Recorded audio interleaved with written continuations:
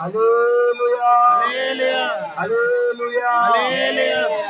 శాగనం లేదు, శాగనం శాగనం.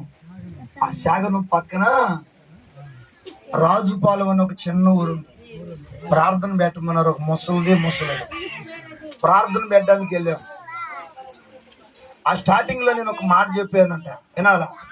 ఎక్కడైతే దేవుడు ఇద్దరు లేక ముగ్గురు కూడి ఉంటారో అక్కడ దేవుడు ఉన్నాడు అని ఆ మాట చెప్పి ప్రార్థన చేసి వాక్యం చెప్పి ఇంటికి వచ్చేసాను. అక్క వాళ్ళకి కొన్ని మేకలు ఉన్నాయి. తెల్లారు లేచి మేకలు తోలుకుని అడవికి వెళ్ళారంట.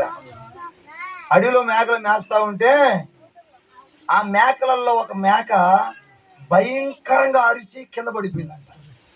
ఇప్పుడు ముసలోలుగా ఉన్న భార్య భర్తలోని మేక అరిచింది, ఏందో భయంకరంగా అరిచిందని పరిగెచ్చుకుంటూ మేక కాడకు చూస్తే మేస్తున్న మేక కింద పడిపోయి 4 కాళ్ళు తనుకుంటా ఉన్నాయి.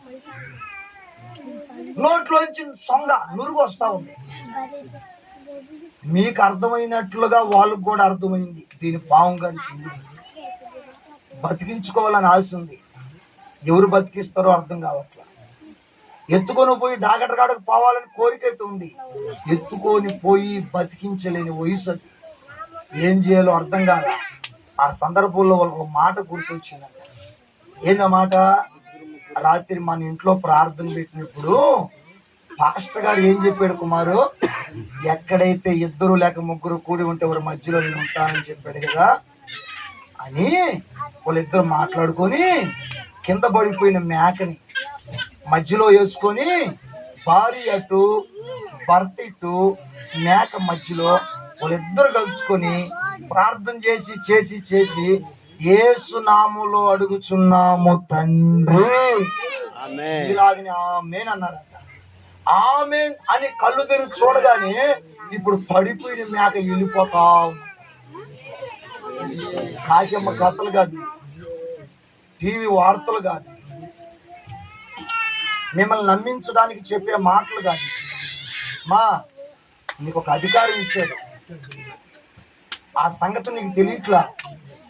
నువ్వు ఒక అధికారు తల్లి, మీరు ఒక అధికారులు. అపవిత్ర ఆత్మల మీద మీరు అధికారులు, దెయ్యాల మీద మీరు అధికారులు. నేనమ్మా రమ్మంటే పోవాలా, రమ్మంటే రావాలా. దెయ్యం మీ దెబ్బకి, రోగం ఉండమంటే ఉండాలా, పొమ్మంటే పోవాలి. మీ దెబ్బకి అంత అధికారం ఉంది మీకు. సింహం లాంటి శత్రులైనా, నాగుపాము లాగా పగబట్టే శత్రులైనా మీ కాళ్ళ కింద చితక దొక్కుపడాలా, అంత అధికారం ఉంది మీకు.